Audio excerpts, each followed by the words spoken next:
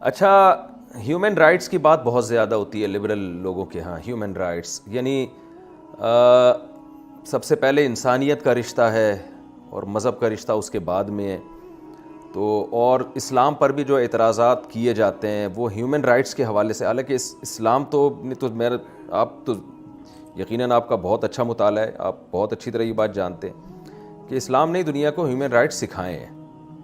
تو human rights کے حوالے سے کیا اعتراضات کیے جاتے ہیں اسلام پہ عام طور پر، اور آپ ان کا دفاع کیسے کرتے ہیں، اور اس میں کیا ان لوگوں نے پروپیگنڈا کیا ہے؟ زیادہ تر سوالات کس طرح کے سوالات سے آپ کو واسطہ پڑتا ہے؟ مفتی صاحب، یہاں پہ جو ہیومن رائٹس کا جو لفظ ہے نا، یہ آپ دیکھیں، یہ 1930 سے پہلے اس کا وجود نہیں ملے گا آپ کو کتابوں کے اندر. یہ 1930 کے بعد یہ لفظ آئے ہیومن رائٹس. اس سے پہلے کیا ہیومن رائٹس نہیں تھیں؟ بالکل تھیں، لیکن لوگ جو ہے نا وہ ہیومن رائٹس سے زیادہ وہ ایسی بات کرتے تھے کہ جو معاشرے کے افراد ہیں، جو معاشرے میں کنٹریبیوٹ کر رہے ہیں، ان کے کچھ رائٹس ہیں. میرا کہنے کا مقصد یہ ہے کہ دیکھیں، آج ہیومن رائٹس کے نام پر وہ کہتے ہیں کہ جی ہم جنس پرستوں کو بھی رائٹ دو، چونکہ وہ انسان ہیں، ان کو رائٹ ہونا چاہیے.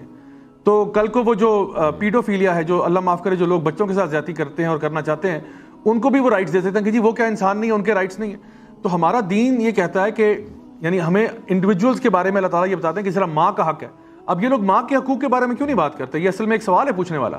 آپ مدرس رائٹس پہ کیوں نہیں بات کرتے؟ آپ فادرز رائٹس پہ کیوں نہیں بات کرتے؟ آپ یہ کیوں نہیں کہتے کہ وائف کے کیا رائٹس ہوتے ہیں، ہسبینڈ کے کیا رائٹس ہوتے ہیں؟ آپ یہ چاہتے ہو کہ جو بھی معاشرے کا انسان ہے، چاہے وہ اچھا ہے، برا ہے، اللہ کا نافرمان ہے، کچھ بھی ہے، اس کو بس کچھ نہ کہا کرے. تو جب ہم یہ بات کرتے ہیں اسلام میں کہ جی اسلام ایک بہت جامع اور مکمل دین ہے، تو جب اسلام یہ کہتا ہے کہ جی چور کا ہاتھ کاٹا جائے گا، یا اگر ایک بندے نے قتل کیا تو اس کو قتل کیا جائے گا، تو پھر یہ ہیومن رائٹس کا جھنڈا لے کے آ جاتے ہیں کہ نہیں، اس کو کرنا غلط ہوگا. تو وہ کہتے ہیں کہ ہر انسان کو، چاہے وہ جتنا بھی بڑا گناہ گار ہے وہ بھی ہے، اس کو ایز اے ہیومن ٹریٹ کیا جائے، اور اس کے اوپر کچھ چیزیں ہم لوگ اس کے اوپر نافذ کریں، اور اس کو اس کے رائٹس ہم لوگ دیں. تو اس میں ان کا جو سب سے بڑا مسئلہ ہے وہ یہ ہے کہ یہ بات نہیں دیکھتے کہ جب ہمارا دین اور ہماری شریعت جو ہے وہ پورے معاشرے کی بہتری کی بات کرتی ہے. ان کا جو مذہب ہے، ان کا جو دین ہے، ان کا جو لبرل تھاٹ ہے، یہ بیسڈ ہے انڈیویجولزم کے اوپر. انڈیویجولزم کہتے ہیں کہ جہاں پہ فرد کو آزادی حاصل ہوتی ہے. یعنی مثال کے طور پہ ایک شخص ہے، وہ کہتا ہے جی میں انسان ہوں، میرا ہیومن رائٹ ہے کہ میں جو چاہے کرنا چاہوں میں کروں. تو ان کے ہاں جو ایتھکس ہے، یا جو ان کا اخلاقیات کا تقاضا ہے، اس کو وہ بیس کرتے ہیں، جس کو یہ کہتے ہیں ہارم پرنسپل. ہارم پرنسپل یہ ہے کہ کوئی انسان بھی اپنی خوشی کے لیے کچھ بھی کر سکتا ہے، بس شرط یہ کہ وہ کسی سے اس کو نقصان نہ ہو. تو اب مثال کے طور پہ اگر ایک مرد اور عورت راضی ہو جاتے ہیں اور وہ آپس میں رشتہ قائم کرنا چاہتے ہیں بغیر نکاح کے، تو کہتے ہیں اس میں کیا مسئلہ ہے، یہ تو ان کا ہیومن رائٹ ہے کہ وہ آپس میں جو مرضی کریں، کیونکہ دونوں کا آپس میں کنسنٹ ہے، دونوں کا آپس میں اگریمنٹ ہو گیا ہے، دونوں کا آپس میں معاہدہ ہو گیا ہے. تو معاہدہ ہو گیا تو کچھ بھی چلے گا.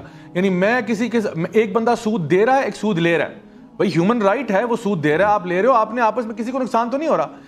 آپ اللہ معاف کرے ہم جنس پرستی ہے، دو مرد آپس میں راضی ہو جاتے ہیں، آپ کہتے ہیں بالکل ٹھیک ہے، کوئی مسئلہ نہیں، دونوں راضی ہیں، کنسنٹ ہے، کوئی ایشو نہیں ہے اس میں. اچھا، ایک انسان جو ہے وہ خنزیر کا گوشت کھا رہا ہے، وہ کسی کو نقصان نہیں پہنچا رہا، تو کھائے، ہیومن رائٹ ہے. آپ شراب پینا چاہتے ہیں، بھائی ہیومن رائٹ ہے، میں ایک شراب پی رہا ہے، ایک پلا رہا ہے. تو یہ جو ڈبہ انہوں نے کھول دیا نا، یہ ان کو اس کے لانگ ٹرم ایفیکٹس نظر نہیں آ رہے.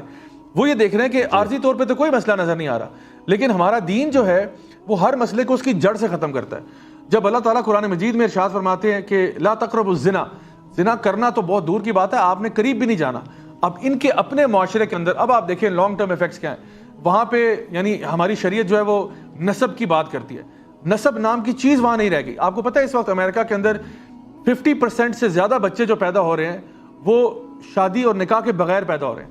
یعنی ایک زمانے میں یہ گالی ہوتی تھی، لیکن آج یہ گالی نہیں ہے. آج جو یعنی باقاعدہ طور پر نکاح کے اندر پیدا ہو رہا ہے وہ شاید عجیب چیز ہو گیا ہے. تو ویسٹرن ورلڈ میں تو شکر ادا کرنا چاہیے کہ پیدا ہو رہے ہیں. اللہ اکبر کبیرہ، یہ بھی مجھ سے بڑی بات ہے کہ یعنی ورنہ تو وہ نسل ہی ختم ہو جاتی. تو ایک تو انہوں نے یہ چیز، پھر جب یہ جہاں پہ بات کرتے ہیں ہمارا دین ہماری عقل کی حفاظت کرتا ہے، یعنی ہیومن رائٹ ہے کہ انسان کا نسب ہونا چاہیے. تو میں ان کو یہ کہتا ہوں کہ کیا یہ ایک بچے کا ہیومن رائٹ نہیں ہے کہ اس کو پتا ہو میرا باپ کون ہے؟ آپ کو پتا ہے کہ بچوں کے لیے کتنا یہ ٹرامیٹائزنگ ہوتا ہے، کتنا ان کے اوپر یہ یعنی مصیبت کی بات ہوتی ہے کہ بچہ پیدا ہو گیا، اس کو یہی نہیں معلوم میرا باپ کون تھا. تو اسلامی شریعت جو ہے وہ آپ کے نسب کی حفاظت کرتی ہے, اسلامی شریعت جو ہے وہ آپ کی عقل کی حفاظت کرتی ہے.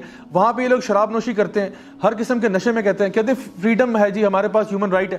تو انہی کے ہاں سب سے زیادہ جو ڈومیسٹک وائلنس کے کیس ہوتے ہیں, یعنی گھروں کے اندر شوہروں کا بیویوں کے اوپر تشدد کرنا, وہ زیادہ تر نشے کی حالت میں ہوتے ہیں.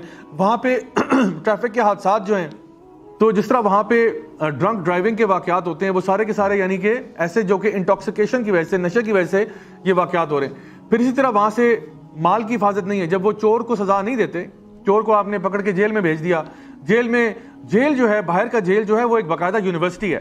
ایک بندہ جس نے چوری کے یعنی گناہ میں گیا تھا, وہ اندر جا کے باقی چوروں کے ساتھ جب بیٹھتا ہے نا, تو وہ پھر اس کی یونیورسٹی کی تعلیم حاصل کرتا ہے. اب وہ وہاں سے 7 سال نکال کے آ رہا ہے, تو وہ تو سمجھیں کہ ایک پورا ایک درس و تدریس کا معاملہ لے کے آ رہا ہے. اب جس لیول کا وہ چور بنے گا وہ آپ کی سوچ ہے.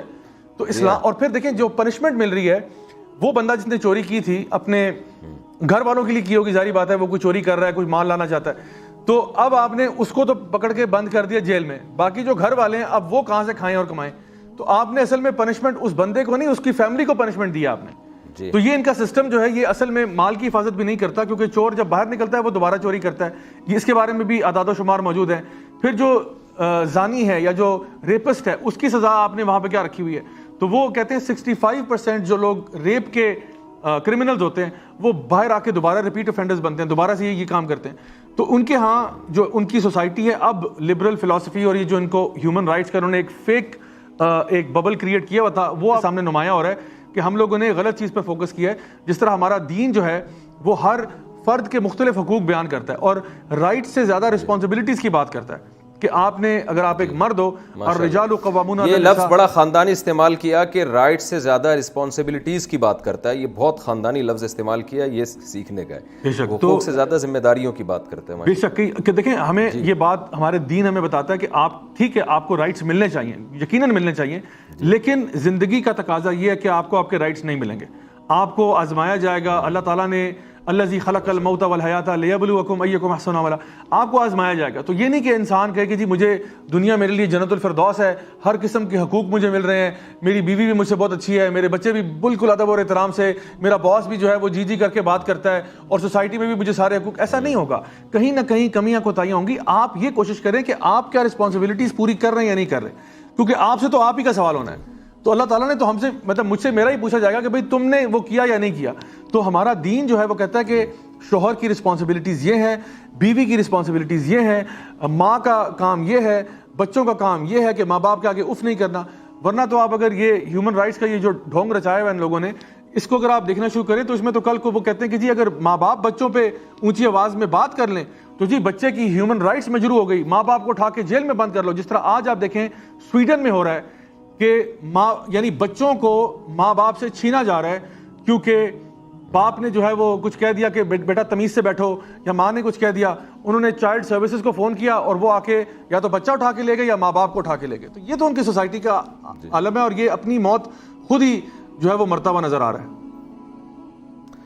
آئے دن ایسی کالز آتی رہتی ہیں جو آپ بتا رہے ہیں نا, کہ ایک خاتون کا فون آیا میرے پاس کہ میری بچی کو مجھ سے چھینا گیا اور 1 ہفتہ میرے خلاف اس بچی کی ذہن سازی کی گئی ہے.